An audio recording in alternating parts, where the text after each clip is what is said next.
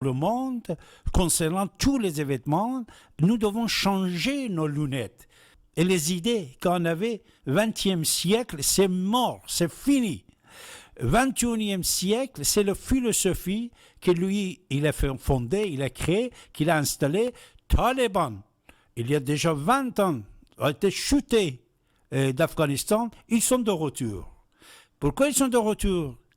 Puisqu'il y a un accord international qui a été préparé depuis des années et il y a en plus actuellement équilibre mondial dans la diplomatie aussi a été changé. C'est-à-dire quand l'Amérique des États-Unis, M. Joe Biden, il est quelqu'un lié aux politiques internationales économiques de Open Society, de Maison de finances de Soros, lui, il fait des choses en faveur de cette économie qui est son capital de Soros. Ce n'est pas aux États-Unis.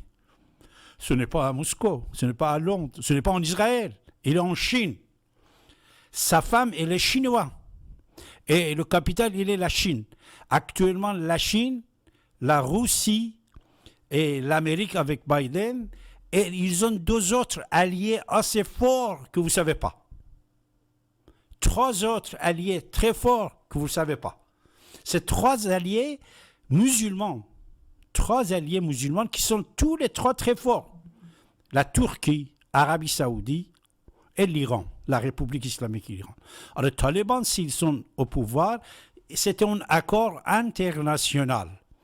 Tout le monde était d'accord. Les talibans étaient allés avec Poutine négocier au Qatar, avec les Américains depuis des années, négocier avec la République islamique, avec même Arabie Saoudite, qui sont en guerre. Ces trois pays, Turquie, Arabie Saoudite, l'Iran, sont en guerre. Mais sur certains points qui concernent la mondialisation, ils sont ensemble.